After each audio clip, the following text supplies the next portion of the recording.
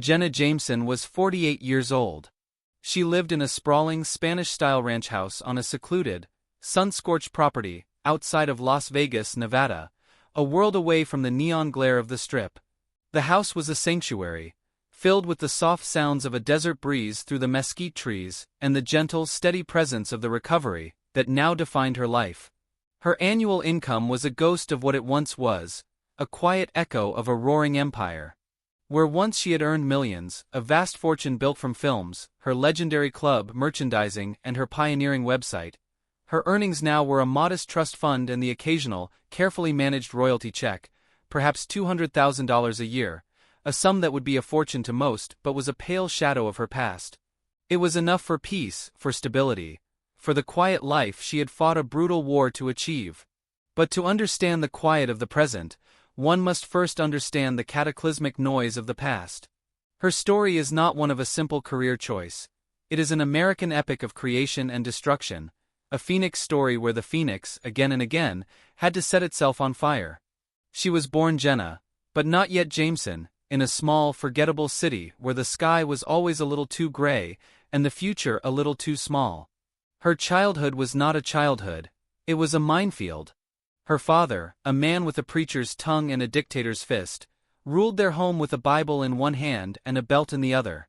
Her mother, a ghost of a woman, had long since retreated into a silence that was louder than any scream. Jenna learned early that love was conditional, that safety was an illusion, and that her body was a source of sin that needed to be controlled and punished. The only beauty she found was in the forbidden, hidden copies of glamour magazines, stolen moments of MTV, fantasies of a world where people were bright, shiny and free. Escape was her only goal.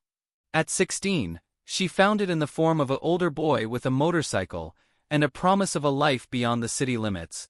She ran away, trading her father's tyranny for the transient, chaotic freedom of the road. She was a quick study in the art of survival. She learned to use her striking looks, the cascade of platinum hair, the wide blue eyes, the girl-next-door smile that hit a core of hardened steel, to get what she needed.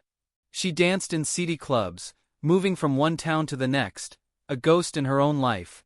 The men she met were variations of her father, controlling, jealous, seeing her not as a person but as a possession.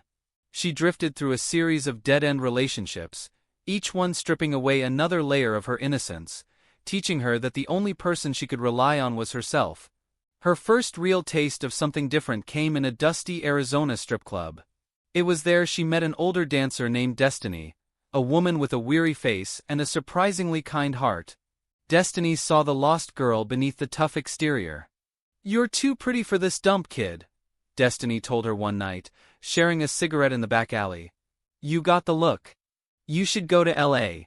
Not for this," she gestured vaguely at the club, "but for the movies. The real movies. The ones that pay." "The real movies?" Jenna had asked, naive for a moment. Destiny gave a dry, hacking laugh. "Not Hollywood, honey. The Valley. The adult films. The money's real. It's a job. A fucking weird one, but it's a job. LA. The word was a beacon. The adult film industry was just a detail. It was a direction, a purpose. It was a way to turn the very thing she'd been punished for, her body, her sexuality, into a weapon, a tool, a fortune. She arrived in Los Angeles with a duffel bag and $200. The city was a monster, but she was no longer afraid of monsters. She had been raised by one. She chose the name Jenna Jameson for its alliterative, starlet quality. It sounded like someone who belonged. Her first foray was not film, but still photography for men's magazines. The photographers were a mix of artists and creeps, but she navigated them with a street-smart caution. She learned how to work the camera, how to give it what it wanted while keeping a part of herself locked safely away. The pictures were a sensation. She had that rare, impossible-to-fake quality of being both the innocent fantasy and the experienced woman. The film offers came quickly. Her first scene was for a low-budget producer. The set was a shock, not because of the sex, but because of the sheer, boring mechanics of it. The lights were hot, the director was bored, and her co-star was a professional who treated her with a detached courtesy that was, in its own way, a relief after the violent possessiveness of her past lovers. She performed the act with a clinical focus, her mind a million miles away. When it was over, she was handed a stack of cash. It was more money than she had ever held. It felt clean. It felt powerful. It was the first time in her life her body had given her something instead of taking something away. She was an instant star. The industry had never seen anyone quite like her. She wasn't just beautiful. She had a palpable, electric energy. She was charismatic, funny, and fiercely ambitious. She quickly learned the business, understanding that the real power wasn't in front of the camera, but in controlling the product. She demanded and received unprecedented fees. She started her own production company, wresting control from the men who had dominated the industry for decades. She was not just a performer, she was a brand, a mogul in the making. She embraced the hedonistic lifestyle of the 90s with a voracious appetite that was both her salvation and her curse. The parties were legendary, the drugs were plentiful, and the money flowed like water. She built an empire, a chain of successful strip clubs bearing her name, a website that was a digital printing press for money, a line of products. Jenna Jameson became a household name, a symbol of a certain kind of unabashed, capitalist sexuality. She had everything she had ever dreamed of as that beaten-down little girl: fame, fortune, and freedom. But the ghosts of her past were not so easily outrun. The trauma she had buried under money and fame began to metastasize. The drugs stopped being a party accessory and became a necessity, a way to silence the screaming child inside. Her relationships were passionate, dramatic, and destructive, mirroring the chaotic bonds of her youth. The empire she had built began to feel like a gilded cage. She was the queen of a kingdom she no longer wanted to rule, trapped by the very image she had created.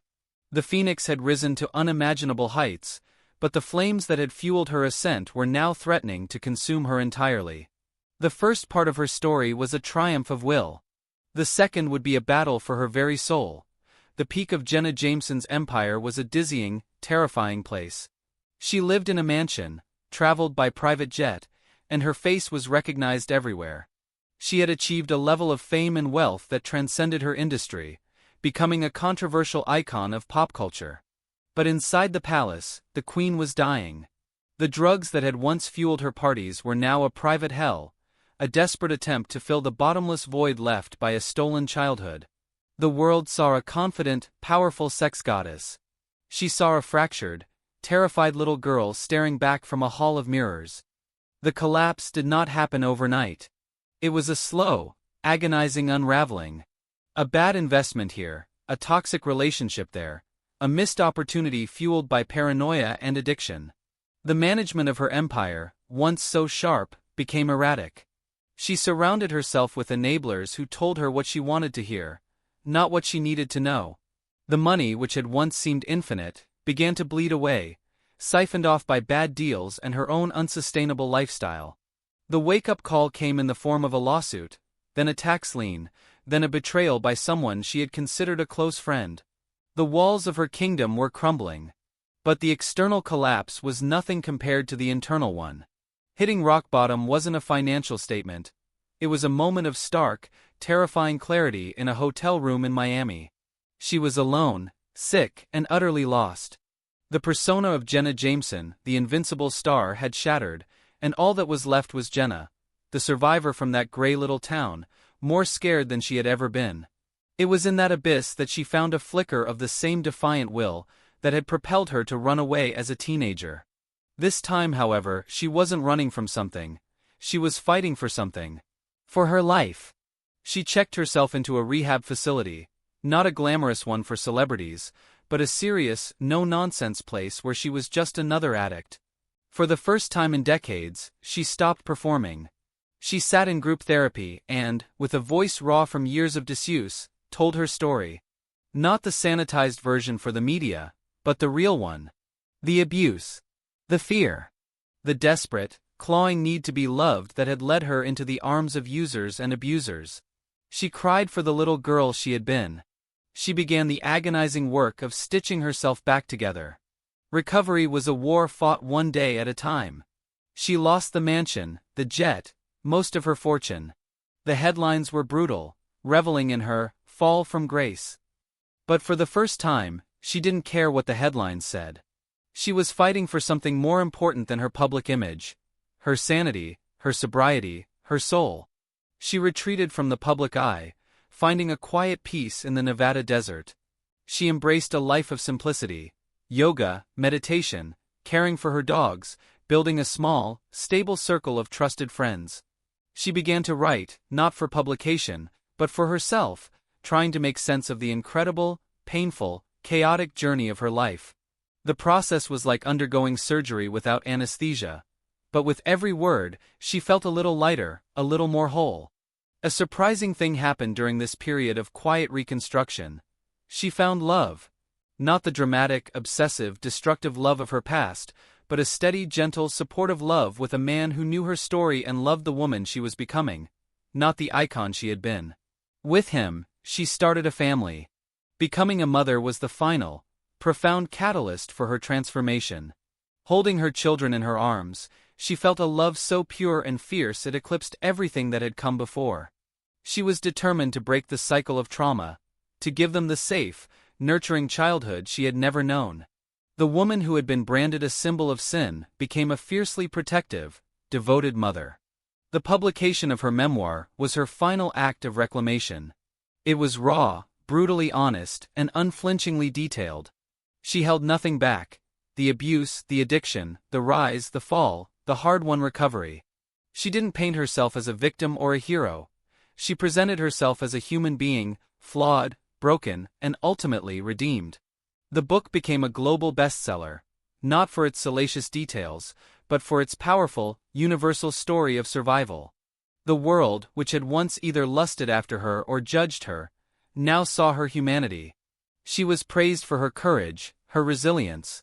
Now, at 48, sitting on the patio of her desert home, watching her children play in the pool, Jenna Jameson is at peace. The roar of fame has been replaced by the whisper of the wind. The desperate need for external validation has been supplanted by a deep, internal contentment. The fortune is mostly gone, but it doesn't matter. She possesses a wealth she once thought impossible: serenity. Her story is the ultimate phoenix tale. She rose from the ashes of a traumatic childhood to build an empire that defined an era. She fell, consumed by the very flames that lifted her. And then, from the ashes of that very public destruction, she rose again, not as a sex symbol or a mogul, but as a sober, present, and loving mother and partner. Jenna Jameson's legacy is no longer just about adult film. It is a testament to the incredible resilience of the human spirit. It is a story that proves that no matter how far you fall, no matter how broken you become, it is never too late to come home to yourself. The girl who ran away has finally, truly, found her way home.